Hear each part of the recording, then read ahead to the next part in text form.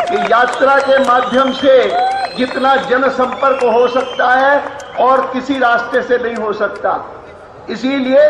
लेकिन मैंने कभी सोचा नहीं था अभी 6 तारीख को जब 6 शाम को और मेरे इन 2 साथियों को गिरफ्तार कर लिया, जेल में भेज दिया, तो मुझे वास्तव में गुस्सा आया, बहुत गुस्सा आया। और उसके अगले दिन तो एक बम विस्फोट हुआ था दिल्ली में, इसीलिए उस इशू को उठा नहीं सके, बम विस्फोट की चर्चा हुई। लेकिन 8 तारीख को आखिरी दिन था पार्लियामेंट के सेशन का, मॉनसून सेशन का, तो 8 तारीख को मैंने स्पीकर से अनुमति लेकर के केवल 3 मिनट का भाषण दिया, केवल 3 मिनट। मैंने कहा कि दुनिया भर में जो भी भ्रष्टाचार को इस प्रकार से उसका पर्दाफाश करता है, जैसा मेरे एमपीज ने किया, उसको विसिल ब्लोअर कहा जाता है, उसको उसकी तारीफ की जाती है। अमेरिका में, इंग्लैंड में, कनाडा में, ऑस्ट्रेलिया में, न्यूजीलैंड में कानून बने हुए हैं जिन कानूनों का नाम है whistle blowers protection law, whistle blowers को प्रोटेक्शन देना।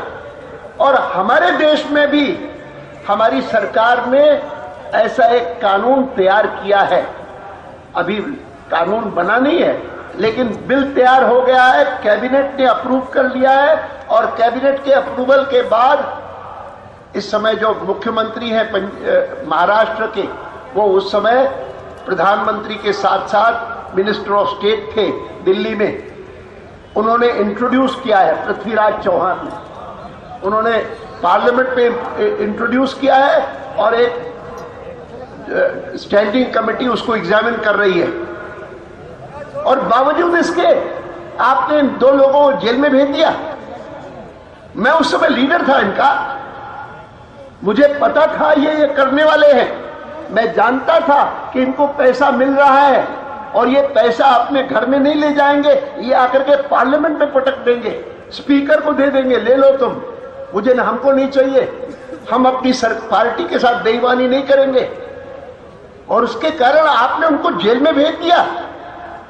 उस समय सदन में जब मैं बोल रहा था, मैंने जो कहा 3 मिनट में बोलूंगा, तो उन 3 मिनट में मैंने देखा मेरे सामने प्रणब मुखर्जी बैठे हैं, सदन के नेता है, फाइनेंस मिनिस्टर है, दूसरी तरफ दूसरे कोने में चिदम्बरम जी बैठे थे, गृह मंत्री है, होम मिनिस्टर है। मैंने कहा कि मैं समझता हूं कि हमारे इन 2-3 मेंबरों ने लोकतंत्र की महान सेवा की है। जिस प्रकार से उन्होंने पैसा खुद न रख करके और आकर के 19 मेंबरों ने खा लिया होगा पैसा, 19 मेंबर ने पैसा खा करके और अपनी पार्टी के साथ विश्वासघात करके तुमको वोट दे दिया होगा, आपको जितवा दिया होगा। लेकिन मेरे 3 एमपीज ने महान सेवा की है लोकतंत्र की, जो काम किया है। लेकिन आपकी नजरों में अगर वो अपराधी हैं और उनको जेल भेजने लायक हैं, तो मैं कहना चाहता हूं अध्यक्ष जी, स्पीकर, मैं आप दोनों को कहना चाहता हूं जो मंत्री सरकार में बड़े मंत्री हैं, कि मैं उनसे बड़ा अपराधी हूं, मैं उनसे बड़ा गुनहगार हूं, मुझे आप तिहाड़ जेल में भेज दीजिए। मैं इस बात का जिक्र इसलिए कर रहा हूं क्योंकि वह दिन था जिस दिन अचानक मेरे मन में आया, क्योंकि बाकी सब साथियों ने कहा कि आज लास्ट डे है, प्रेस कॉन्फ्रेंस आप एड्रेस करिए।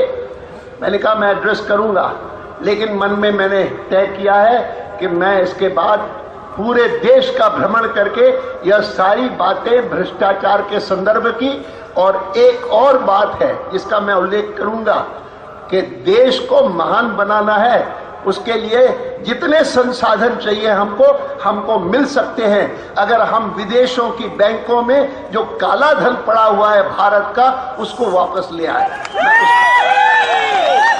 मैं उसका जिक्र करूंगा, लेकिन फिलहाल तो मैंने कहा कि मैं प्रेस कॉन्फ्रेंस अगर करूंगा तो मैं एक ही बात घोषित करूंगा कि मैं लगातार अगले सेशन से पहले लगातार एक लंबी यात्रा करूंगा, जन चेतना जगाने के लिए, लोगों में भावना जगाने के लिए भ्रष्टाचार के खिलाफ। और फिर प्रेस कॉन्फ्रेंस हुई, मैंने घोषणा की और सब कुछ हो गया।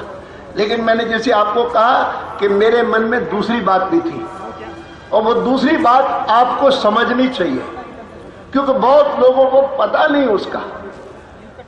मैंने स्वयं प्रधानमंत्री को 3 साल पहले पत्र लिखा था, क्योंकि इस बात की जानकारी तो हम जब से लेकर के पार्लियामेंट में आए, जब से लेकर के टैक्सेशन के बारे में कुछ समझने लगे, सबको पता था कि हिंदुस्तान में बहुत साल तक इतना टैक्सेशन था कि बहुत सारे लोग कर चोरी करते थे, टैक्स नहीं देते थे, और टैक्स न दे करके जो पैसा जमा होता था उसको ब्लैक मनी कहा जाता था।